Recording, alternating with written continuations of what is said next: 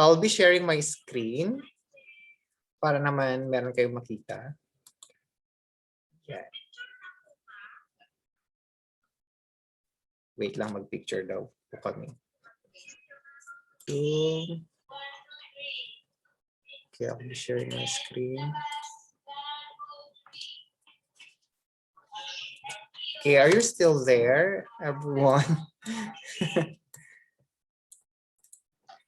Okay, so we are now already in the second half of our book, which is the Unit 2, Reading and Writing Creative Nonfiction. Okay, this is now the application part of what we have learned for the past 2 months. Okay, and this is our first discussion, which is entitled The Understanding Creative Nonfiction. Okay, of course, we believe that in understanding the aspects, the types, the scopes of creative nonfiction, we will have a good understanding of what really this term is. Okay, so I'm back. It's always. Okay, CNF. Okay, if we spell out or abbreviate CNF, it stands for Creative Nonfictions. Nonfiction.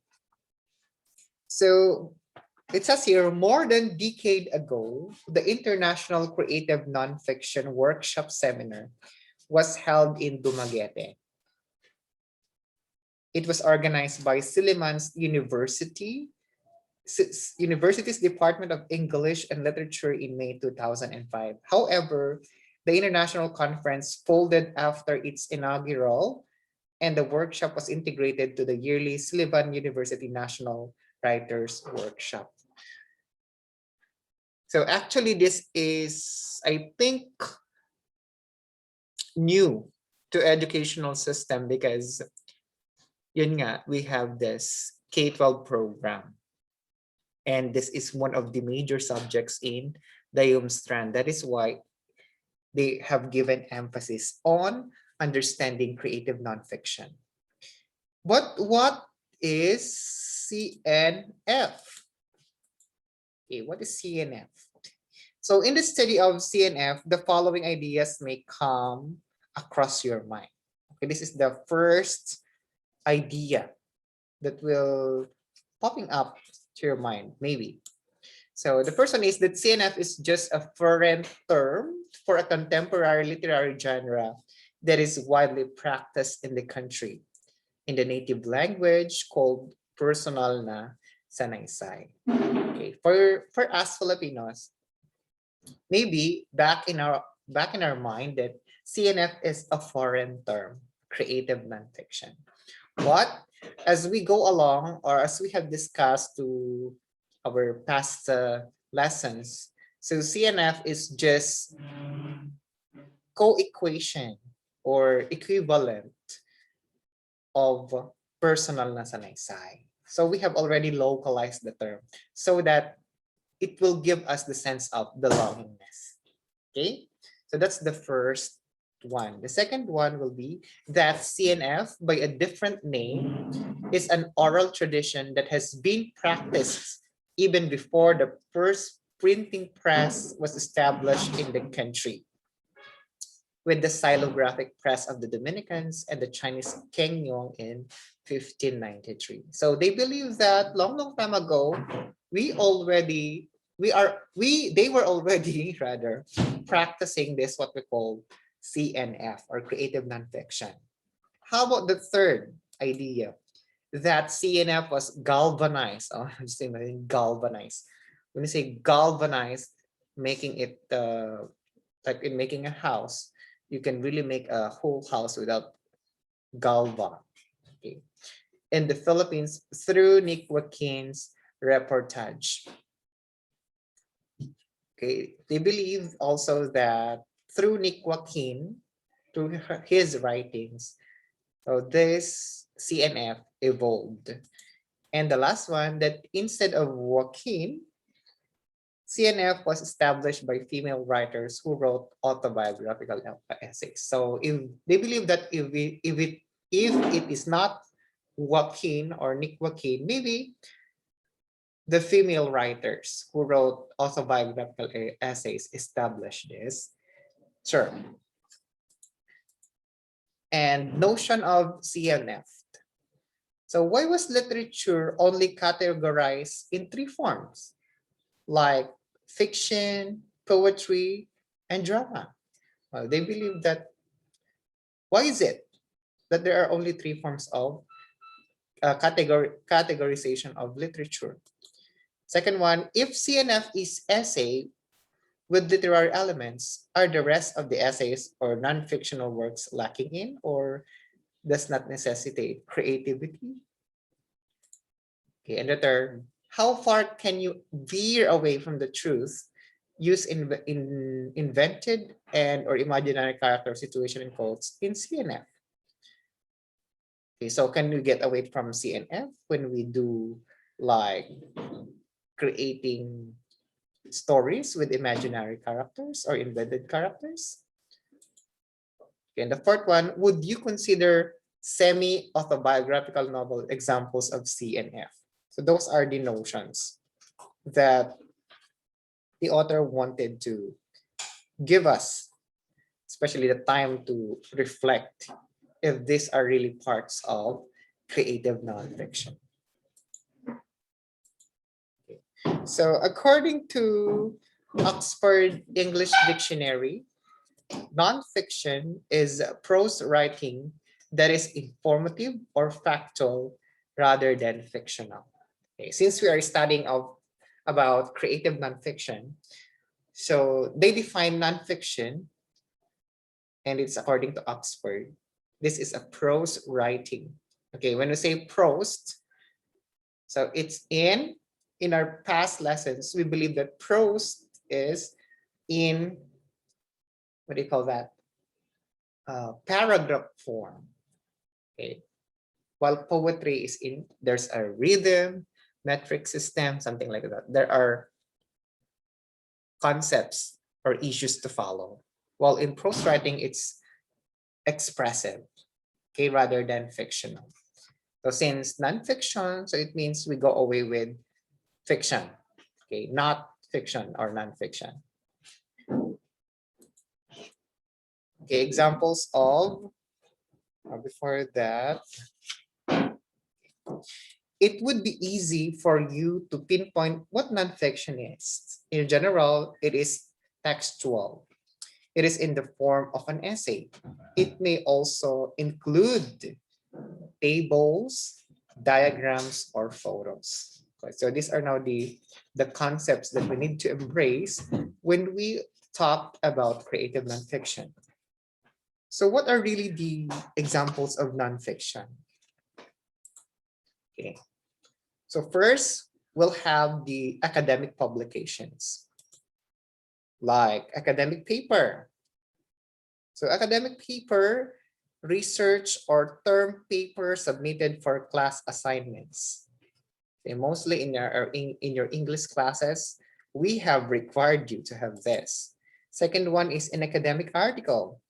So it's a research paper published in an academic journal according to academic discipline like scientific, humanities, law review, and the like. So academic article, we could see them published in an academic journal. Okay, these are for teachers or professionals who are doing their master's degree and doctorate degree. The next, conference paper. Paper submitted to and or read in a conference. Okay, like for example, there are conferences like press conferences, something like that. So they are the conference paper. Thesis, usually 30 to 100 pages of independent research. Dissertation, book length, independent research. So if we are to compare thesis and dissertation, thesis is for masters and undergrads, like the bachelor's degree, and for dissertation, it is for those who are really pursuing their doctorate degree. That's the difference. Then literary criticism. So when we say literary criticism, these are the evaluation, analysis, description, or interpretation of literary works. I believe, right, that even our reviews. So most of the time, I am seeing to it that I will be including in your suggested activities about uh, making it a point to, what is that thing? To have a review of journals, something like that. So that is under literary criticism. Okay, next one are technical documents. So the first one is the instruction manual. Okay, when I say instruction manual, setup, assembly, installation, use, safety, maintenance, and troubleshooting instructions for household products, computer programs, medical equipment, and the like. They also include warranty information, regulatory code, compliance, and service locations. So when do we normally see these instruction manuals? Come on. May I have your, what is this? Reaction to this. When do we actually have this instruction manual?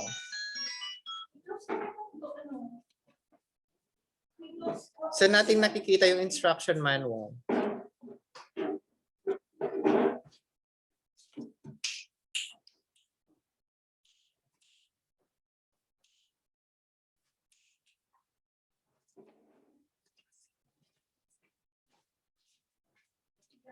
Oh, when?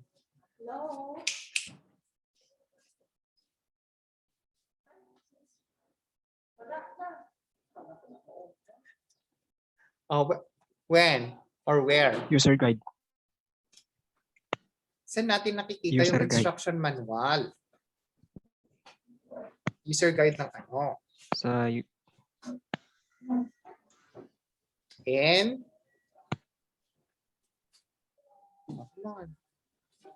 document. okay. So it says there, instructional manuals are like, for example, we are buying for an appliances, right? So there are instruction manual because it includes there the warranty information, the regulatory code compliance, and service locations, and how we troubleshoot it, something like that. So these are for appliances and technologies that we are using. Okay, so is it okay now? Okay, how about self-help guide? So self-help guide for home improvement, home decorating, cooking, health and fitness, pet care, crafts, business, travel, language, and the like. So these are the self-help guide. Like for example, you want to, when you go to other countries, like you want to learn their language or their dialect, you have this self-help guide. Okay. Next one is project proposal. So these are the detailed description of a project, usually a business plan or a grant proposal. Includes the goals and objectives of the project, logical and logistical plan, resources, strategy, and budget outlay. Okay, in your classes, especially in your business, what do you call it, entrep, maybe you have experienced these project proposals or to your Filipino subjects or to your English and academic professionals. Next, specification or requirement, functional or product specification that documents the material, including the descriptive title, logo, revision information, drawing, photograph, certification, and the like for engineering, manufacturing, and business purposes. This document is important for suppliers, purchasers, and users of materials, products, or services. Like for example, what are the materials being used in this particular furniture, something like that. So they want specification. Okay. Number 5, or the 5th one, we have the description, shorter version of specification. So for specification, very detailed. Okay, but for description, it's more concise compared to specification. Next one is the software design document. So description of a software product written by a software designer as a guide for software development team, or that is more on technology. Next is business communication or letter, memo. Sorry, business communication letter slash memo. So we should include memo there. Letters and memoranda that circulate within the company, institution, or organization. So mostly in schools, we have this memo. Okay, business memo. Like for example, there is a meeting wherein everybody should be invited. Okay, like they wanted to have conferences with the group to solve particular issues of the school, something like that. Next, resume, curriculum vitae, and cover letter. So paragraphs written for job application. Okay, I believe that you have experienced this in your EAPP classes. Next is news statement and press release. Statements intended for mass media. Okay, this is for mass media. Next is the evaluation report. Project or program monitoring and assessment that includes efficiency, impact, qualitative and quantitative data, outcome, output, and sustainability. And it is mostly experienced by the accreditors, okay, because they will be the one accrediting a school, like the ASCU, PACOCOA, ACSCU, something like that. So actually, every 3 years or 3 to 5 years, they will be granting a school 3 to 5 years when they have really passed the requirements. Okay, we are now in the reference sources. Okay, we have the dictionary. These are lists of words typically in alphabetical order and gives their meaning or gives the equivalent words in a different language. I know that you knew it already. Thesaurus lists words in groups of synonyms and related concepts. Mostly thesaurus for synonyms means have same meaning. Encyclopedia, a book or set of books giving information on many subjects or on many aspects of one subject and typically arranged alphabetically. I believe that you have this in your own bookshelves. Even in our library, we have this. How about almanac? So annual calendar containing important dates and statistical information such as astronomical data and tide tables. And the atlas, book of maps or charts. Okay, I believe that you knew already those descriptions per reference sources that we have. Next is the mass media. Okay, the editorial. Editorial means a stand of the whole newspaper or magazine or specific news of a particular issue. The stand of the corporation or company for a particular issue, to a particular issue. News, hard news filled with facts and information. Feature, soft news. News are hard news, but feature, soft news. Because it is filled with entertainment, advice, and humor, sometimes used for informing readers. Then we have also sports news. And the column, written by a columnist who is not associated with the news outfit. Okay, yung column natin. I believe that we have encountered this in our suggested activity, which is instructing you to have a columnist, right? Especially in the health and home. And then the number 6 is a letter to the editor. So a letter sent by a reader reacting to an article, column, or editorial published by media outlet it was sent to. Like for example, you want to write a letter for the editor that maybe later on give emphasis or give solutions. Okay, something like that. So Robert Truth Jr. in his book Explorations in Nonfiction. So the problem with nonfiction is that it is a one-size-fits-all garment draped over artifacts requiring something tailored. Because definitions of nonfictions are on the one end so staggeringly encompassing as to give a potential practitioner no sense of practical proportion, and on the other end, so idiosyncratically circumscribed as to give only a limited group of practitioners the possibility of generating its text. Another one, according to him, these journalistic strategies are the following. We have the emphasis on factuality, focus on currency and immediacy, and reportorial distance from the subject.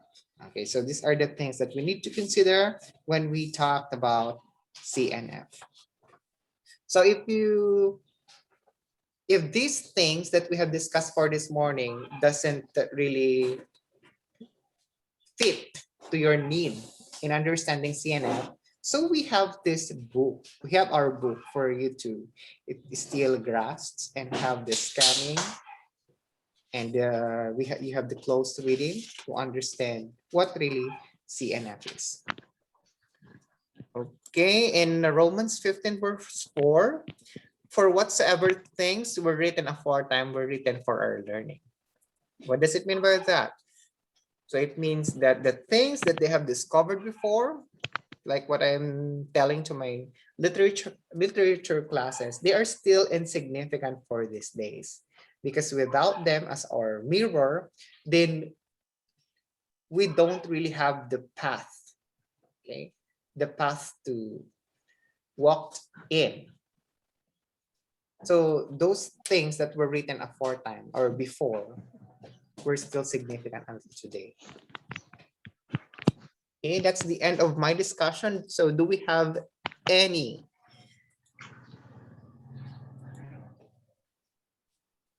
question so far? Because we are about to end this meeting.